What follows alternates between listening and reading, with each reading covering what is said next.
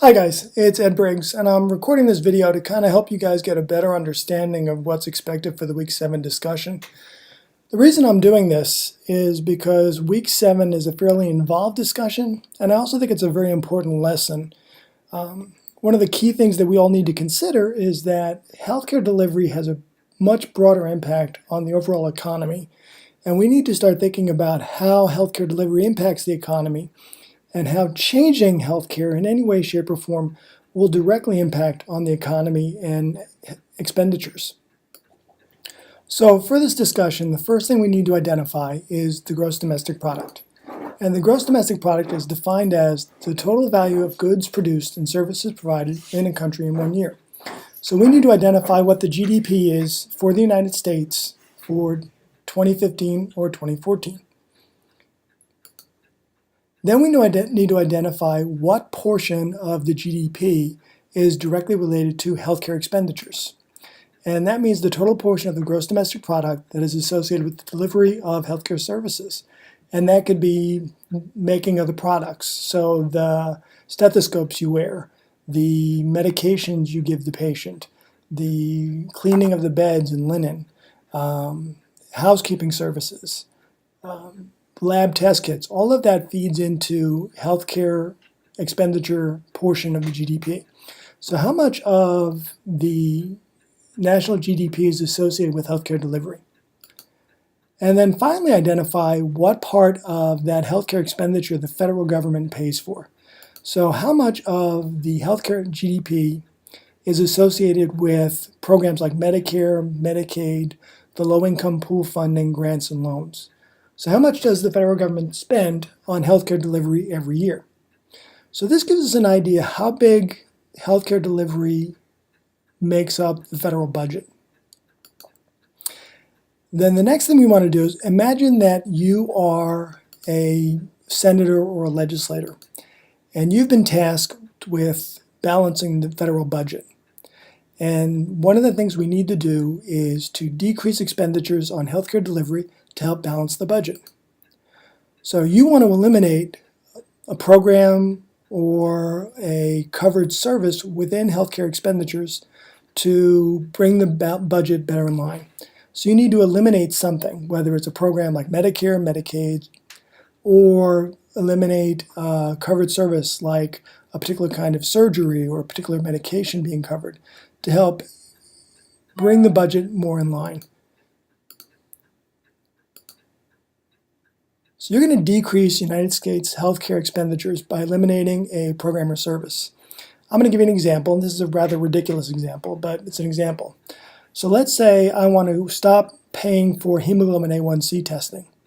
So to decrease how much the federal government's going to spend, I'm going to eliminate Medicare and Medicaid coverage of hemoglobin A1C testing, which will therefore decrease how much the federal government spends on healthcare delivery and would help decrease how big a part of the budget is associated with healthcare delivery.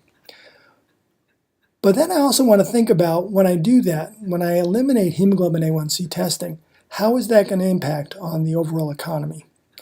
So if I stop paying for hemoglobin A1C testing, that's going to result in less people having hemoglobin A1C testing. So there's going to be less utilization of hemoglobin A1C test kits. Well, that's going to impact the manufacturers that make the hemoglobin A1C test kits. It's also going to impact the labs that perform hemoglobin A1C testing. So the companies that manufacture the hemoglobin A1C testing will likely decrease their manufacturing, which means that the companies that produce those products are going to be buying less of the products that make the hemoglobin A1C test kits. The manufacturers who make the test kits will probably have to decrease staffing because they're making less product. When we eliminate jobs, we eliminate tax revenue for the federal government. When we eliminate the purchase of raw materials to make the hemoglobin A1C test kits, it's going to impact on the overall economy because less tax revenue. So when you do the discussion, you not only want to identify a program or service, but think more broadly about how that's going to impact on the overall economy. You also want to look at how that budget cutting measure will impact on the patients. So yeah, we're not paying for hemoglobin A1C tests anymore. How is that going to impact the patient? How is it going to impact the provider? and then also think about how it's going to impact on overall revenue and overall employment. So I know it's kind of an involved discussion, so I want you to take your time with it. Think broadly. It might be easier if you pick a program that you're more familiar with to make sure that you can give a better description of the overall impact.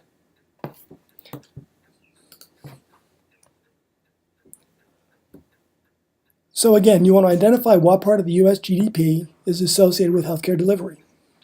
Identify what part of healthcare GDP is related to the federal government. Identify one program or service that the federal government can eliminate to reduce how much it spends on healthcare. Then discuss how eliminating this program or service will impact on overall federal healthcare spending, but also discuss how that cost-cutting measure might impact healthcare delivery, how it might impact patients, and also discuss how it's going to impact on the overall economy. Right now, like the example I used, just eliminating hemoglobin A1C test kits is going to result in decreased manufacturing of the hemoglobin A1C test kits.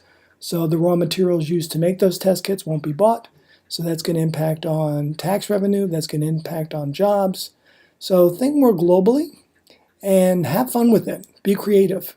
But the important lesson within this discussion is looking at a broader impact of the economy of healthcare delivery and how eliminating one program or one service, which a lot of folks jump to balance the budget, has a much larger impact on the overall economy.